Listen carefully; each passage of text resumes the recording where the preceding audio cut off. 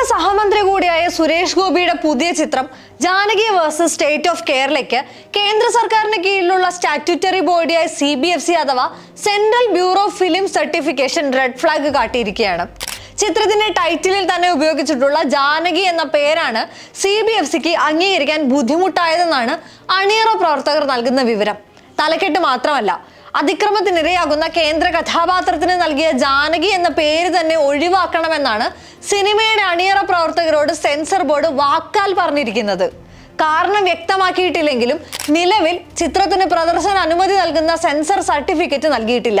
വിവാദം കെട്ടിച്ചമച്ചതാണെന്നും സിനിമയുടെ PR സ്ട്രാറ്റജിയുടെ ഭാഗമാണെന്നും ഇതിനൊപ്പം മറുവാദങ്ങളും ഉയരുന്നുണ്ട്. 1952 സിനിമാറ്റോഗ്രാഫ് ആക്ടിലെ വ്യവസ്ഥകൾ പ്രകാരം സിനിമകളുടെ പൊതു പ്രദർശനം നിയന്ത്രിക്കുന്ന വാർത്താ വിതരണ പ്രക്ഷേപണ മന്ത്രാലയത്തിന് കീഴിലുള്ള ഒരു നിയമാനുസൃത സ്ഥാപനമാണ് central board of film certification. 1952 cinematograph act, 1983 cinematograph certification നിയമങ്ങൾ കേന്ദ്ര സർക്കാർ 5B വകുപ്പ് പ്രകാരം പുറപ്പെടുവിപ്പിച്ചിട്ടുള്ള മാർഗനിർദ്ദേശങ്ങൾ എന്നിവ അനുസരിച്ചാണ് സർട്ടിഫിക്കേഷൻ പ്രക്രിയ നടക്കുന്നത്. കേന്ദ്ര സർക്കാർ തന്നെ നിയമിക്കുന്ന ചെയർമാനും 23 ബോർഡ് അംഗങ്ങളും ചേർന്നാണ് സിനിമകളുടെ സർട്ടിഫിക്കേഷൻ തീരുമാനിക്കുന്നത്. ഒരു സിനിമ അതിന്റെ നിർമ്മാണം പൂർത്തിയാക്കിയ ശേഷം സെൻസർ ബോർഡിന് അയക്കുകയും അത് ഏത് പ്രായക്കാർക്ക് കാണാം എന്നതിന്റെ അടിസ്ഥാനത്തിൽ സർട്ടിഫൈ ചെയ്യപ്പെടുകയും വേണം. CBFCക്ക് കീഴിലുള്ള റീജിയണൽ ഓഫീസുകളിൽ ചിത്രം പ്രദർശിപ്പിക്കുകയും വിലയിരുത്തൽ മുംബൈ ആസ്ഥാനമാക്കി പ്രവർത്തിക്കുന്ന സെൻട്രൽ ഓഫീസിലേക്ക് അയച്ച ശേഷം അവിടെ നിന്നും സർട്ടിഫിക്കറ്റ് ലഭിക്കുകയുമാണ് ചെയ്യുക. പുഷ്പയുടെ റിലീസ് പോലും പറഞ്ഞ സമയത്തിന് 45 മിനിറ്റ് വൈകിയത് ഈ സർട്ടിഫിക്കറ്റ് ലഭിക്കാത്തതിനെ തുടർന്നായിരുന്നു. JSK എന്ന ചിത്രം തിരുവനന്തപുരത്തെ റീജിയണൽ ഓഫീസിൽ പരിശോധിക്കുകയും 13 വയസ്സിന് മുകളിൽ പ്രായമുള്ള വ്യക്തികൾക്ക് കാണാമെന്ന് അറിയിക്കുകയും ചെയ്തെങ്കിലും സെൻസർ ബോർഡ് ചിത്രത്തിന് സർട്ടിഫിക്കറ്റ് അനുവദിച്ചിട്ടില്ല. ചിത്രത്തിന്റെ പേരിലെ ജാനകി ഒഴിവാക്കണമെന്നും കഥാപാത്രത്തിന്റെ പേര് തിരുത്തണമെന്നും അവർ വാക്കാൽ പറഞ്ഞതായാണ് അണിയറ പ്രവർത്തകർ അറിയിച്ചത്. എന്തുകൊണ്ടാണ് സെൻസർ സർട്ടിഫിക്കറ്റ് നൽകാത്തത്? പേര് മാറ്റണമെന്നുണ്ടെങ്കിൽ അതിന്റെ കാരണം എന്ത്? എവിടെയൊക്കെയാണ് തിരുത്തലുകൾ വരുത്തേണ്ടത് തുടങ്ങിയ ചോദ്യങ്ങൾക്ക് യാതൊരു വ്യക്തതയും നൽകാത്തതിനെ തുടർന്നാണ് ചിത്രത്തിന്റെ അണിയറ പ്രവർത്തകർ കോടതിയെ സമീപിക്കാൻ ഒരുങ്ങുന്നത്. ഇതാദ്യമായല്ല ഒരു ചിത്രത്തിനെതിരെ ഇത്തരം സമീപനം CBFCയുടെ ഭാഗത്ത് നിന്നും ഉണ്ടാകുന്നത്. ഇതേ ജൂൺ മാസം തന്നെയാണ് തമിഴ് സിനിമാ സംവിധായകൻ വെട്രിമാരൻ സമാന അനുഭവം പങ്കുവച്ചത്. വെട്രിമാരൻ നിർമ്മിച്ച് ഗോപി നയനാർ സംവിധാനം ചെയ്ത ചിത്രം മാനുഷിക്കും സെൻസർ ബോർഡ് പ്രദർശനാനുമതി നിഷേധിച്ചിരുന്നു. സംസ്ഥാനത്തിന്റെ അഖണ്ഡതയ്ക്ക് എതിരാണെന്നും ഒരു പ്രത്യേക സമുദായത്തെ അവഹേളിക്കുന്നതാണെന്നും സർക്കാരിന്റെ നയങ്ങളെ അപകീർത്തിപ്പെടുത്തുന്നതാണെന്നും ചൂണ്ടിക്കാട്ടിയാണ് സെൻസർ ബോർഡിന്റെ റിവൈസിംഗ് കമ്മിറ്റി സിനിമയ്ക്ക് സർട്ടിഫിക്കറ്റ് നൽകരുതെന്ന് ശുപാർശ ചെയ്തത്. എന്നാൽ കൃത്യമായി ഏത് രംഗമാണെന്നോ മാറ്റം എന്താണെന്നോ അറിയിക്കാതെ പ്രദർശനം നീട്ടിക്കൊണ്ടുപോകുന്നത് ശരിയല്ലെന്ന് സെൻസർ ബോർഡ് നടപടിക്കെതിരെ വെട്രിമാരൻ ഇക്കഴിഞ്ഞ ജൂൺ 4 മദ്രാസ് ഹൈക്കോടതിയിൽ സമർപ്പിച്ച ഹർജിയിൽ കോടതി ബോർഡിനെ അറിയിച്ചു. എത്രയും പെട്ടെന്ന് തന്നെ നിർമ്മാതാവ് വെട്രിമാരനോ സംവിധായകനോ ഒപ്പം വീണ്ടും ചിത്രം പ്രദർശിപ്പിക്കുകയും കൃത്യമായ കാരണങ്ങൾ ചൂണ്ടിക്കാട്ടിയുള്ള റിപ്പോർട്ട് സമർപ്പിക്കുകയും ചെയ്യാനും കോടതി ഉത്തരവായി. തുടർന്ന് CBFC കോടതിക്ക് നൽകിയ റിപ്പോർട്ട് പ്രകാരം വിവാദങ്ങൾ സൃഷ്ടിക്കുന്ന ഭാഗങ്ങൾ നീക്കം ചെയ്യാൻ ദിവസങ്ങൾക്ക് ശേഷം ജൂൺ 17 വെട്രിമാരനോട് മദ്രാസ് ഹൈക്കോടതി ആവശ്യപ്പെടുകയാണ് ഉണ്ടായത്.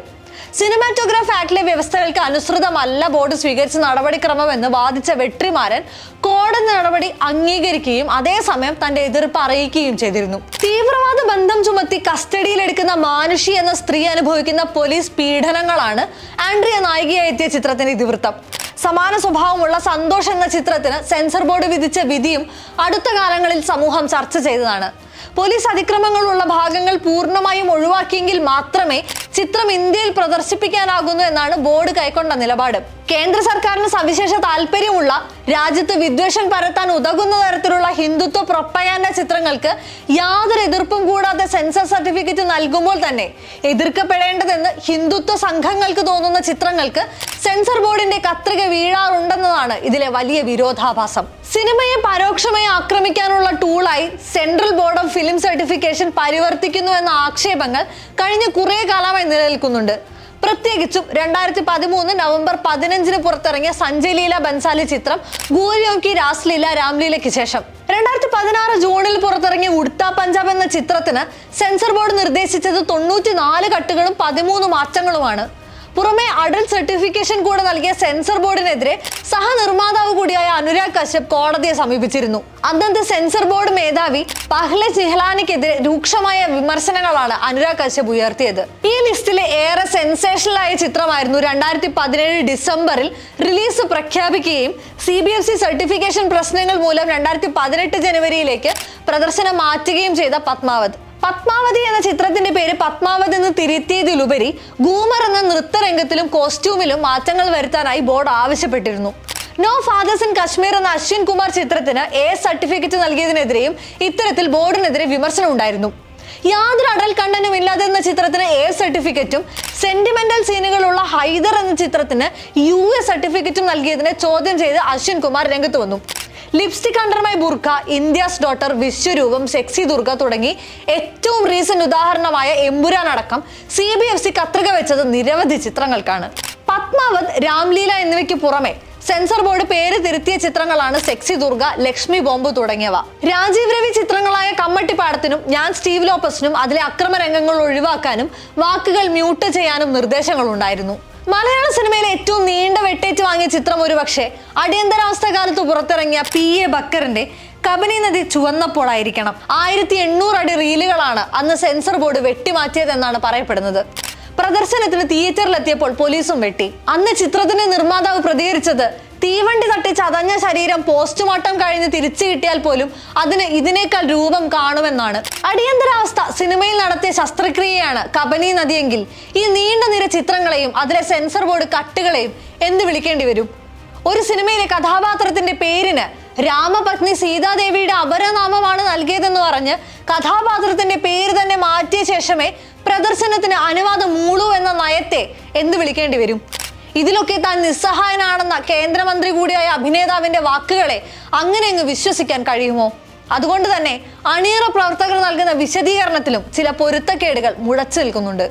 റിലീസിന് മുൻപും ശേഷവുമായി പലതരത്തിലുള്ള പ്രൊമോഷൻ സ്ട്രാറ്റജികൾ പരീക്ഷിക്കുന്ന ഇടമാണ് സിനിമ എന്നതുകൊണ്ട് തന്നെ ജാനകി വേഴ്സസ് സ്റ്റേറ്റ് ഓഫ് കേരളയുടെ കാര്യത്തിൽ സംഭവിച്ചത് എന്താണ് എന്ന് വ്യക്തത വരാൻ ഇനിയും കാത്തിരിക്കേണ്ടി വരും.